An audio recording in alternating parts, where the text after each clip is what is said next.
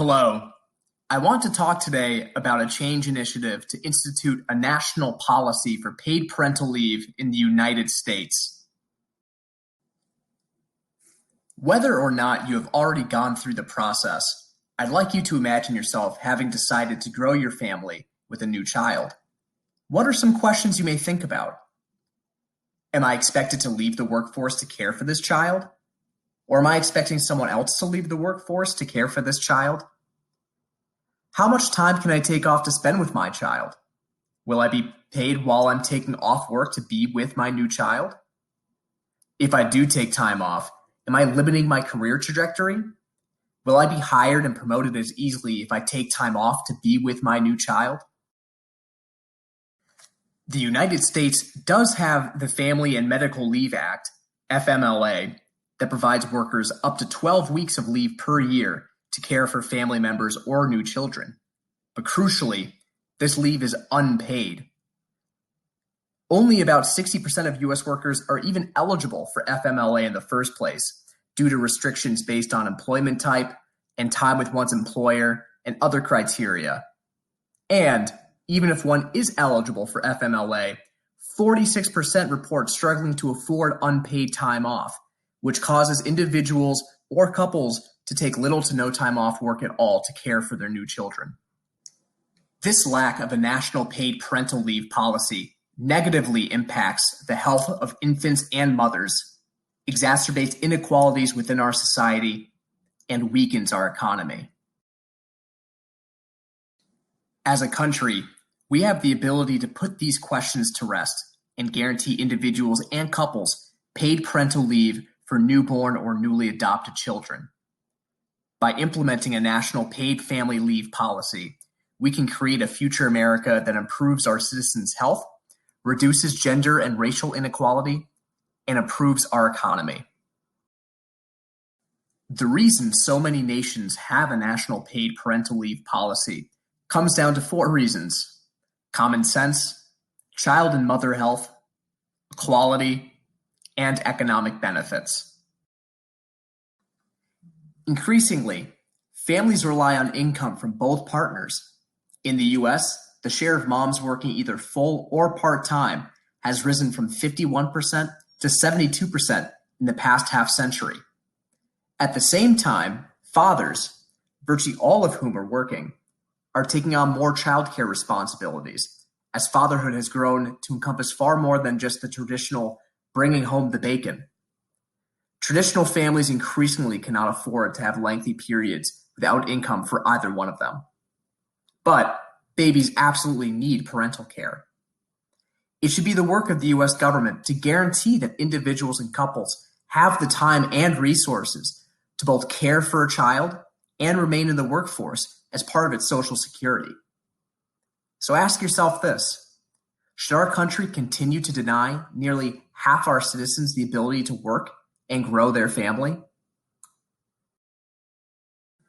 Studies on paid parental leave indicate both short and long-term health benefits for children and mothers.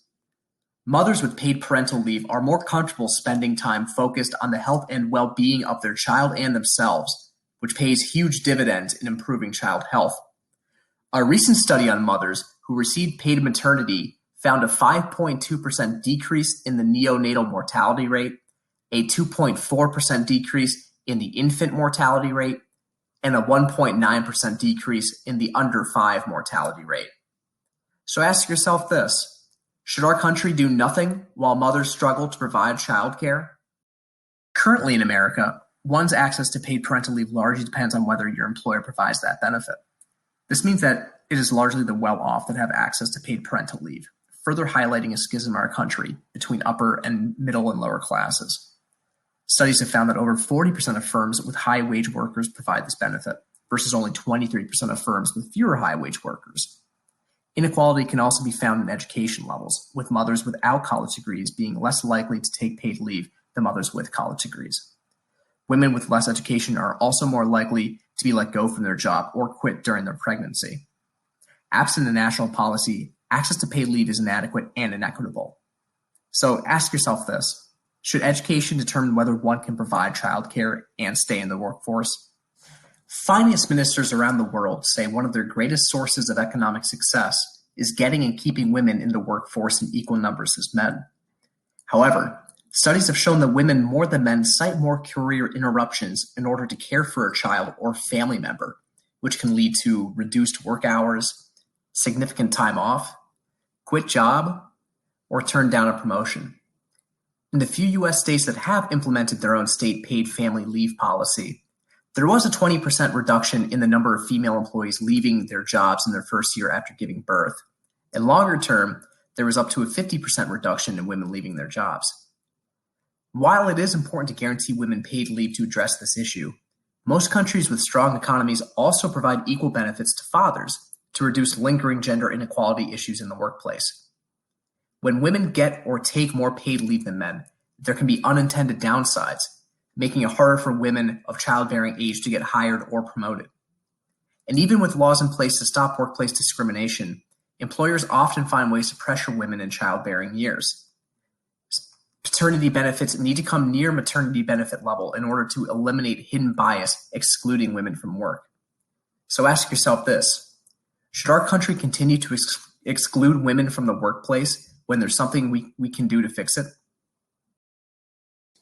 With all this in mind, you may be wondering, how can we implement the change to ensure paid parental leave for all Americans who want it?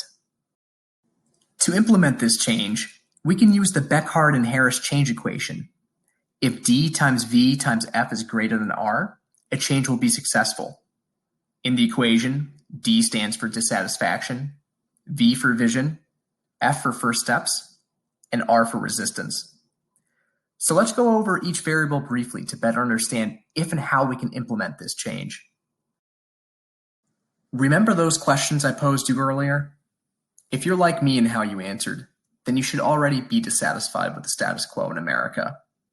We as Americans should be dissatisfied as it relates to paid parental leave because of the lack of common sense displayed by our government in ignoring the issue, and the detrimental impact not having this paid leave has on children and mothers' health, equality, and our economy. If, like me, you are dissatisfied with the current state, let us look to create a vision of what our future could be. Imagine a future where all individuals and families, regardless of race, class, or gender, have the right to provide love and attention to their new children without being excluded from the workforce. This vision will help guide our country's efforts to better allow its citizens to grow their families without leaving the workforce.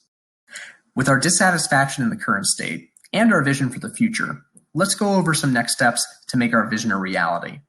1. Expand FMLA, which is a good starting point in that it's a national policy that offers job-protected time to many Americans. We can improve it by guaranteeing 100% of workers' salaries during their leave, expanding the number of months of leave, and eliminating loopholes. 2. Follow a social insurance model used by peer nations such as Canada and France to pay for the paid parental leave. And 3, communicate the policy to promote equal access. The government must dedicate resources to generate awareness of the program, both for expecting parents to leverage this service, but also to reassure the public of the policy's benefits.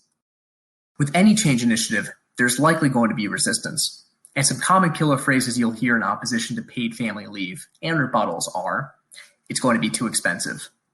While America is the only OECD country without paid parental leave, if they can afford it, so can we. It's going to hurt small business. 90% of businesses cite positive effects of paid parental leave, with small businesses even more likely to report these effects. It's too partisan. While the vast majority of both Democrat and Republican voters are in favor of paid parental leave, and it was a campaign promise of both presidential candidates in the 2020 election. So let's do the math. We covered 4 areas of dissatisfaction in the current state. We outlined a better vision for our future, and we detailed 3 key first steps to implement paid parental leave. If we can keep communicating these forces of change while addressing the resistance to paid parental leave, the Beckhardt and Harris equation shows that we're on the right track to create lasting change. So remember, if D times V times F is greater than R, then we will have national paid parental leave for those who want it. Thank you.